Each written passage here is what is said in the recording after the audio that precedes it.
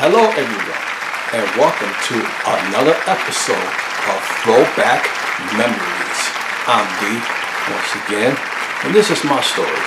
Well, I tell you all the things that happened to me from my own true story and my own point of view. Now, this is episode 7. Today we will be talking about use your own imagination. So let's begin.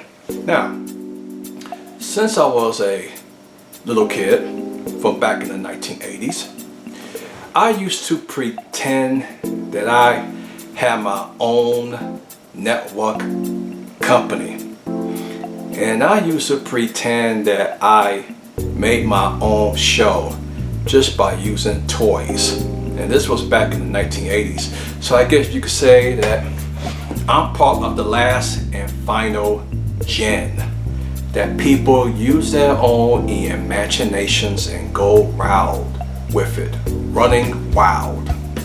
So back to the story. So as I was watching some TV back in the day, I heard some very cool name. So with that in mind, I wrote a story since I was 9 years old. Yeah, 9. And I wrote this story and I made 2 characters that I made. And their names are Duke and Tom. Yes, those 2 characters that I made back 30 years ago. Yeah, 1990. Ain't that crazy? So yeah, it was 1990, so it wasn't 1989, it was really 1990 when I wrote a story for these 2 characters. So people always ask me, where did I got those names from? Well, if y'all people can remember the show that came out on NBC Saturday morning, Captain N the Game Master. Okay, so from that cartoon from back in the day, there was this guy named Kevin, I think that's his name is, and he gets zapped into the game world when he met Simon Belmont, Mega Man, and Kid Icarus, and all those characters. And he brought his dog. His dog name is Duke. So I'm like, okay, wait a minute, So I'm gonna name my character Duke. So that's how I got that name from. It's from that damn show. And then Tom. Okay, so as y'all people know, that my favorite show is MST 3000, and which that stands for is Mystery Science Theater 3000 from back in the day. And to this day, I still love that show. And it's sad that Netflix canceled it, but that's another time. But anyway, so there's this guy named Joe, and he got 3 of his friends, Tom, Servo, and Crow. So that was right there, Tom Servo. So that gave me another idea. So I'm like, okay, let me name this other character Tom. So that's when Duke and Tom came to be. So I wrote the story and I came up with a story, and if I can remember, I wrote the story on how these 2 characters met, and they went on a wild adventure when they teaching these people do not bully people, giving out a spread love and a positive message. So that's a story that I wrote because back in way back in the day, yeah, times was hard for me. Even back in the school days, oof, that was tough. If y'all people would like to know, Duke is a reindeer and Tom is a elephant. So that's how I came up with these two characters. And I pretended it that I made up a show. It's called Duke and His Friends. So it was just all pretending, imagination, and just having fun with it. You know what I'm saying? So with that in mind though, for other stuff that back in the early 90s, and I remember my friend Kim, she used to do fake movie sets and pretending to make a movie out of these characters from back in the day. I'm telling you right now, if YouTube was made back then, woo, I would be making money. But anyway, getting back to the whole thing. So I wrote the script and so did her, and we just pretending to do like a action movie scenes with stuffed toys. Oh my God, that was really funny. Like just talking about this now, oh, that's really crazy. Oh, that's really nuts. So then, right after that, if I can remember right, back in '93 when the Power Rangers craze went all over the world, and I decided to make my own Power Rangers show. Yeah, me. It was basically a Power Rangers ripoff, or more like a clone, that I created it from back in the 90s. Wrote the show and I wrote the whole screenplay on a piece of paper, and I done the voice work for all these toys and action figures that I had. I spent $1 buying these toys at the dollar store. If I can remember, no, it wasn't the dollar store. I think it was Skips, and these were fake toys. So it was similar to the Power Rangers: red, yellow, blue, green, black, all those types of colors that I had those toys with. So I called this show The Last Fighters. The Last Fighters. And oh my goodness, let me tell you something, man. Like I went to town, and back then I didn't know how to use stop motion special effects with these toys. So the only thing I did, I just used my hand and just basically playing with the toys and all that type of junk from way back in the days. Hey yo, I'm gonna kick your butt.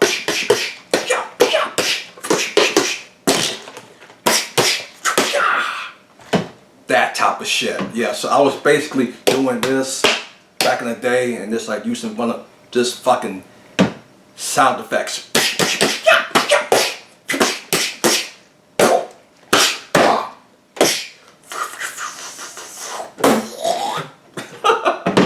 I mean, just back in the day, man, like I was just using those fighting sound effects and using the character's voices like, I think we have a problem here. We have to fix this problem before it's too late, you know. I was just doing that type of stuff, and then I had was a Star Trek female toy, and then I was doing her fucking voice like,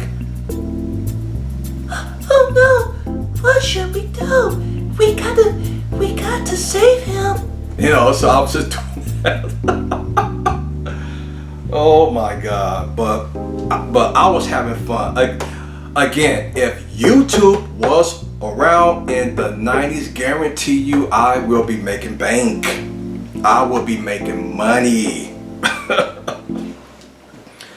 But yeah, so I was really having a great time. I wrote the whole story. I wrote each episodes or what's going to happen next between these characters and all that type of good stuff. But somebody wasn't happy, and that was a family member that was always making fun of me back in the 90s, and really didn't even give a crap about it, and always continued to be making fun of me. And yeah, I know that's not right. I know it is. It's definitely not right of him always be talking garbage while I'm having fun as a kid, and yeah, I'm having a great time as a kid. And that's what these grown people do not understand. When you are a kid and you have a kid mind, of course you supposedly to be having fun and having a great time with your childhood life until you get older. But here's another sad thing about this. Now, back in 94 or 95, and I remember this, I think it was 94, when my mom and my oldest bro sat down and we all talked, and then my oldest bro was saying something to me that I was living in a fantasy world. Keep this in mind, I was just a kid around that time, just having a great time and just writing stories and all that shit. And then he's being so negative and saying that I'm living in a fantasy world, man. I mean, you are a kid. Go figure. You supposed to be living in a fantasy world, man. Go figure, right? So, with that being said,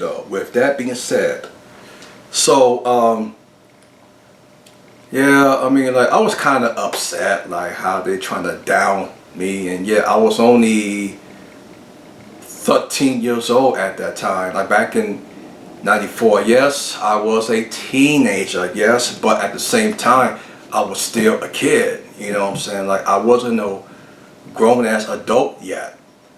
Not yet, you know, and this was 1994, you know? And quite frankly, I was still having a great time. Pretended to be making more shows and all that type of junk. Oh my God, that was so funny. So I came up with another fake show. So I was playing this game called E-SWAT, or is it E-Squat? Well, some of that game is on the Sega back then. So I'm like, hey, you know what? I'm gonna do is a fake show of that. So as always, writing the script as always, and doing voiceovers over these toys, and then I was doing I think it was E-SWAT and Salarin E-SWAT back in those days though. But it was still fun just by doing that stuff. Now, I won't say fast forward, but I got something to say here. When I was writing the script of a Duke and Tom story, my original script has been destroyed by a fire, which I already talked about that. So go watch my old videos. But anyway, had to go back and rewrite the script again. Now fast forward though to 2003, when I was talking to my mom, like, what can I do about this? And she told me, go write a book. So like, okay. So I'm thinking, like, what should I write about? Like, oh yeah, the two characters that I made, Duke and Tom. So what happened was that script that I was trying to write again, that one is gone. So now I gotta start all over writing a new script. All over again. From scratch. That's fun. But it took me years just to write this. So once it's done, I show it to my mom, auntie, and they love the whole story. But they did help me with it though. So with that in mind, I was trying to get this book published, and every company turned me down except for one, Author House. So they do love the story, but there is a catch. You have to pay them to get your book out there. Yeah, you have to pay them. So what happened was, I have to save money. This book almost cost me $1,000 to get it out there. I think, if I can remember, it cost me $800 just to get this book out there. So that's damn near almost $1,000. So I really had to spend lots of money. So that's why I had to save money by selling stuff and all that type of stuff, and it went well. And the book came out on Valentine's Day 2008. Sadly, nobody never heard of this book. Nobody never even heard of it. And quite frankly, the book sold 5 copies. Yeah, only 5 copies.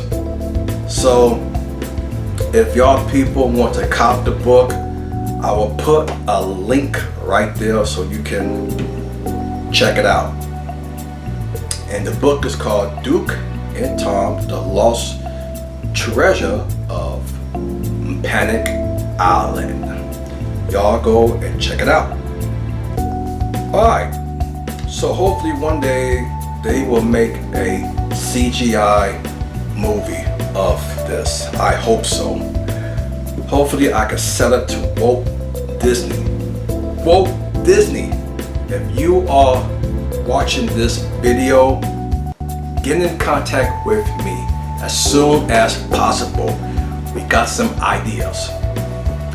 But anyway, that's about it with Throwback Memories, and I will be seeing you again next time with more of Throwback Memories.